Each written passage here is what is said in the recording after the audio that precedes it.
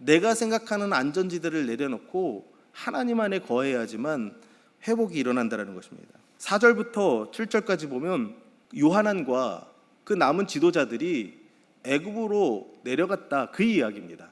근데 그 이야기를 하는데 4절 처음에 시작할 때 원어를 보면 뭐라고 시작을 하냐면 그들이 순종하지 아니하였다, 그렇게 말을 합니다. 우리말 성경은 순종하지 아니하였다가 제일 끝에 있잖아요, 그렇죠? 그런데 원어 성경에는 그들이 순종하지 않았다라는 거예요. 뭘 순종하지 않았습니까? 하나님의 애굽에 내려가지 말라고 했는데 애굽에 내려갔습니다. 요하난이 혼자 내려갔습니까? 그렇지 않습니다. 하나님께서 회복하겠다라는 말씀을 듣고 그 유다 땅에 몰려들었던 그 사람들까지도 다 데리고, 하나님의 말씀에 순종하려고 했던 그 사람들 다 데리고, 그 사람들 데리고 불순종의 자리에 애굽으로 끌고 간 것입니다. 거기에 누구도 포함되어 있습니까? 예레미야와 바룩도 포함되어 있습니다. 하나님의 말씀을 전하는 그 선지자도 끌고 같이 간 겁니다. 가려면 자기 혼자 가지 왜 하나님의 말씀 지키려고 하는 그 사람들 다 데리고 가고, 왜 예레미야 선지자까지 왜 데려갑니까? 왜 그러겠습니까? 자기가 옳다라는 걸 증명하기 위해서. 자기 혼자 가면 자기 혼자 틀린 거 아닙니까? 자기가 가지고 있는 힘과 권력으로 다 끌고 가는 거예요. 그래서 내가 옳은 거야 라고 그것을 증명하기 위해서 다 끌고 내려가는 그런 모습을 보게 됩니다.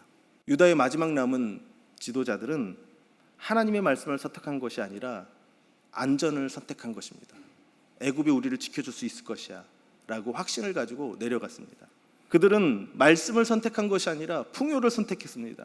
지금 이 예루살렘 성에는 먹을 것도 없고 기근이 오고 전쟁통에 우리가 살 길이 없어.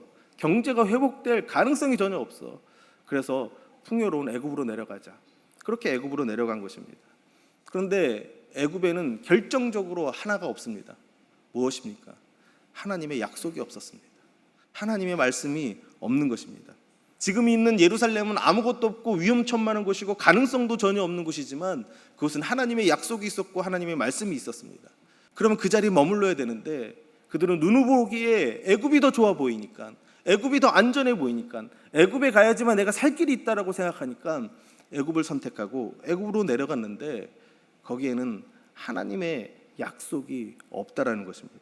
하나님은 예루살렘에 남아있는 자를 통해서 하실 일이 있었습니다. 힘들고 어렵지만 그 남은 자를 통해서 하나님께서 다시 회복시키시겠다라고 약속을 하셨습니다. 그런데 하나님의 그 약속과 그 하나님의 말씀을 듣지 않고 불순종하며 애굽으로 내려가 버린 것입니다. 그들이 선택한 것은 말씀이 아니었고 약속이 아니었고 눈에 보이기에 좋은 것, 풍요와 안전, 자기의 삶을 보장해 주는 것, 그것을 선택해 버렸습니다. 그런데 성경을 보면 애굽은 끊임없이 하나님의 약속과 상관없는 지역이었습니다. 롯과 아브라함이 헤어질 때 롯이 소돔 땅을 바라보고 이렇게 이야기를 하는 겁니다. 여호와의 동산 같고 애굽 땅과 같다. 그래서 그곳을 선택했습니다. 애굽 땅과 같다. 자기가 눈으로 보기에는 너무 풍요롭고 너무 살기 좋아 보이는 소돔과 고모라는 하나님의 심판이 기다리고 있는 땅이었는데 그들이 눈으로 보니까 너무 풍요롭고 너무 잘 살고 행복해 보이니까 롯이 그곳을 선택한 것입니다. 하나님의 약속이 없는 그 심판의 땅을 선택한 것을 보게 됩니다. 이스라엘 백성들이 애굽에서 430년 동안 노예로 있다가 자유인이 되어서 이제 가나안 땅에 들어가야 되는데 12명의 정탐꾼을 보냈습니다. 그때 10명의 정탐꾼이 보고를 하는데 하나님께서 보내시려고 하는 그 땅에 가보니까 그 가나안 족속들이 너무나도 거인 같고 우리는 메뚜기 같더라. 우리는 거기 가면 다 죽는다. 그렇게 얘기하니까 백성들이 뭐라고 얘기를 합니까? 통곡하고 울면서 우리 애굽으로 내려가자, 그렇게 말하고 있습니다. 얼마나 참 어리석은 말입니까? 하나님께서 거기서 끄집어냈는데, 하나님께서 약속하신 가나안 땅으로 보내겠다고 하셨는데 그 약속을 보지 못하고 눈으로 보이는 것만 보고 우리 애굽으로 내려가자, 그렇게 이야기를 하고 있는 겁니다. 가나안 땅이 왜 축복의 땅입니까? 젖과 꿀이 흐르기 때문에 축복의 땅이 아니라 하나님 약속이 있기 때문에 축복의 땅인 것입니다. 하나님이 그 약속과 말씀으로 함께 하시겠다고 하기 때문에 그 땅이 축복의 땅이다라는 것입니다. 그런데 우리도 종종 신앙생활할 때 세상이 부러워질 때가 있습니다. 그럼 세상이 부러워지면 진 겁니다. 세상으로 떠날 수밖에 없는 것입니다. 세상을 선택할 수밖에 없다라는 것입니다. 그런데 세상에는 하나님의 약속이 없습니다. 하나님의 말씀이 없다라는 겁니다.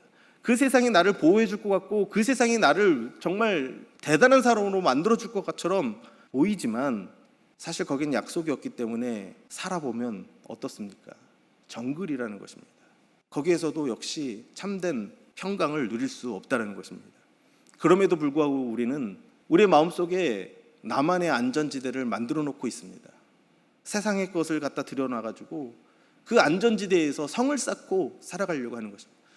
돈을 많이 벌어서 그 돈이 내 인생을 보장해 줄 거야 라고 생각을 하고, 많은 것들을 배워서 그 지식이 내 인생을 보장해 줄 거야 라고 생각하며 자기만의 안전지대를 만들어 놓는데, 그게 정말 안전지대입니까?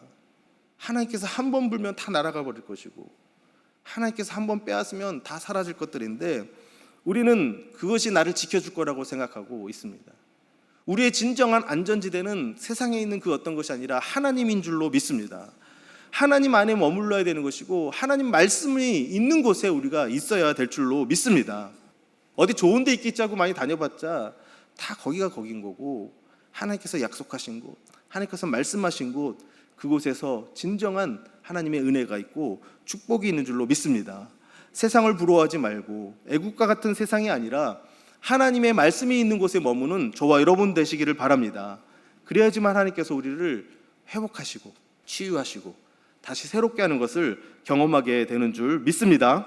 그 하나님의 말씀이 나를 비추고 있는 그 순간에 내 안에 있는 그 추하고 더러운 것들이 낱낱이 다 드러날 때가 있습니다. 나의 그 죄된 모습을 직면하는 순간입니다.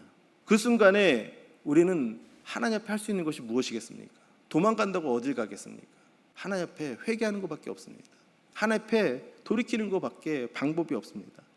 그때 눈물도 나는 것이고 콧물도 나는 것이고 기도하면서 땀으로 범벅이 돼 몸에서 나올 수 있는 모든 것들은 다 나올 만큼 하나님 앞에 철저하게 회개하고 하나님 앞에 무릎 꿇고 기도하는 그런 모습을 우리는 갖게 되는 것입니다. 그때 하나님께서 나를 품어주시는 거예요. 눈물 콧물 다 흘리며 하나님 앞에 기도하는 그 순간에 하나님이 나를 품어주시는데, 그때 하나님께서 나를 용서하셨구나, 하나님께서 내 죄를 사해 주셨구나, 하나님께서 나를 살리셨구나, 그런 확신을 갖게 되는 것입니다. 이런 회복을 경험하는 그 순간에 그 하나님의 말씀과 성령이 내 삶을 다시 새롭게 조명하기 시작하는 거예요. 그러면 그 순간에 나는 이제 내가 어떻게 살 것인가, 내가 이제 어떻게 하나님의 말씀대로 순종하며 살 것인가, 그것만 생각하게 된다는 것입니다.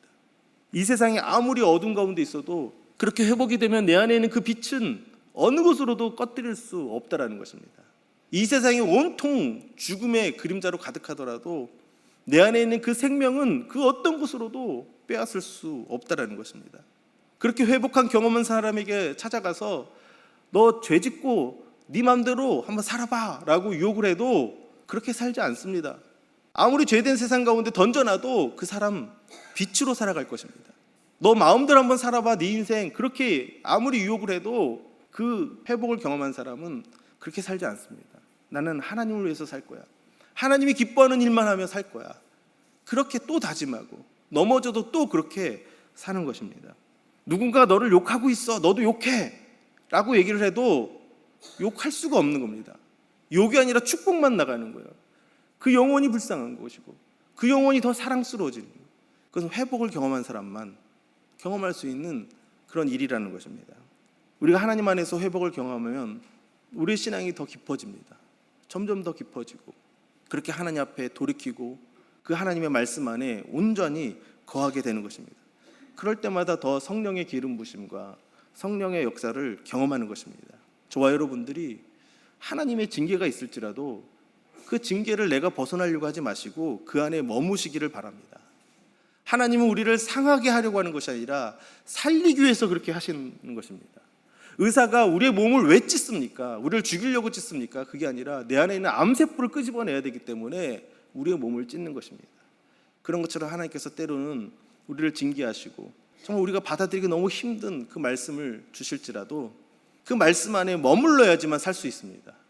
그 말씀이 나를 다시 살려내는 줄로 믿습니다. 그 하나님의 말씀 안에 복음 안에 거하는 저와 여러분들이 될 수 있기를 주님의 이름으로 축복합니다.